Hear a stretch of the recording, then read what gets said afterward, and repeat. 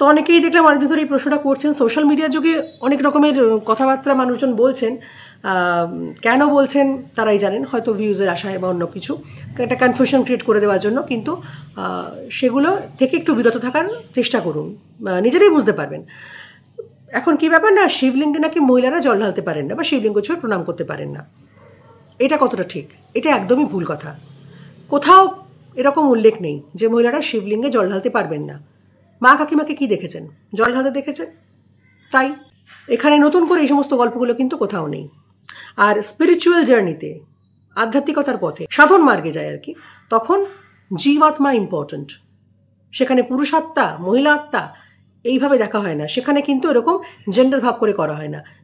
Ritual, নিয়মকানুন, সেগুলো ছেলেরা করতে পারবে বা এটা মেয়েরা করতে পারবে না, এরকম করে কিন্তু কিছু মেনশন করা কোথাও হয় না। অর্থাৎ এই সমস্ত ভুলভাল যে সমস্ত কনফিউশন ক্রিয়েট করা হচ্ছে সেগুলো থেকে একটু বিরত থাকুন। সবই তো সোশ্যাল মিডিয়া নির্ভর হয়ে যাচ্ছে, সবার কথা অতটা গুরুত্ব দিয়ে ভাবার দরকার নেই। নিজেরা বুদ্ধি দিয়ে বিবেচনা করুন, তাহলেই হবে।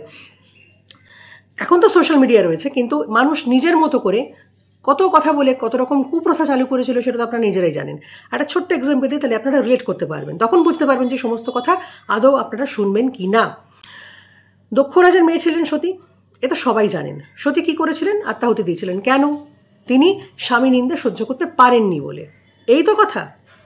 সতী কিন্তু প্রতিবাদী ছিলেন, তার যেটা মনে হয়েছে তিনি প্রকাশ্যে বলেছিলেন।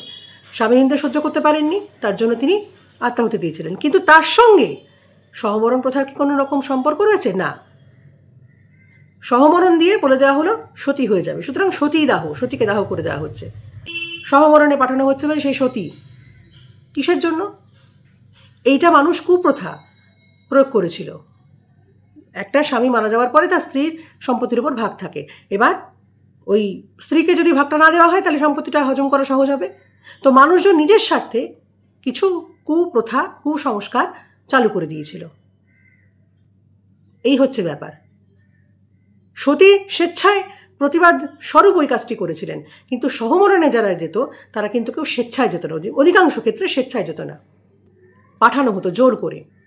এর সাথে মহান সতী বলার কোনো যৌক্তিকতা নেই, এটা মানুষ নিজের ইচ্ছায় করেছিল। কাজেই প্রচুর জিনিসপত্র রয়েছে, কুপ্রথা, কুসংস্কার, এগুলো ঢুকে গেছে। মানুষ ইচ্ছে করে কনফিউশন ক্রিয়েট করে সেগুলোকে ঢুকিয়েছে। সতীদাহ প্রথা বন্ধ হয়েছে, এরকম নানা হাবিজাবি জিনিসপত্র রয়েছে। সমস্ত জিনিসপত্র বিশ্বাস করবেন না, তাহলে ঠকবেন। সতী ছিল প্রতিবাদের স্বরূপ। সতী কিন্তু ওই প্রসঙ্গে যে প্রসঙ্গে বলা হয়ে থাকে সেই ব্যাপারটা নয়। উনি প্রতিবাদ করেছিলেন, প্রতিবাদ করে আত্মাহুতি দিয়েছিলেন। কিন্তু হ্যাঁ, প্রতিবাদ করুন, আত্মাহুতির প্রশ্ন নেই। পুরো জিনিসটা হচ্ছে একটা কনফিউশন ক্রিয়েট করার জন্য। কাজেই সমাজে প্রচুর প্রচুর মানুষজন ইন্টেনশনালি খারাপ খারাপ চিন্তাভাবনা, খারাপ খারাপ কুযুক্তি ঢুকিয়ে দিচ্ছে। সেগুলোর প্রতি এতটা আকৃষ্ট হবেন না। নিজের বুদ্ধি দিয়ে বিচার করুন না। কী দেখেছেন, কী করে এসছেন? ছোটোবেলা থেকে মা কাকিমাদের কী দেখেছেন? নিজে যখন ছোটো ছেলের মন্দিরে গেছেন তো কী দেখেছেন? শিবলিঙ্গে জল ঢালতে দেখেননি? শিবকে চান করানোটাই তো ইম্পর্টেন্ট ব্যাপার, শিবলিঙ্গে জল ঢালাটাই তো ইম্পর্টেন্ট ব্যাপার। সুতরাং অনেক কিছু শুনবেন, সবটা বিশ্বাস করবেন না, সবটা মাথার মধ্যে আনবেনও না, আর সেটা নিয়ে টেনশন করবেন না।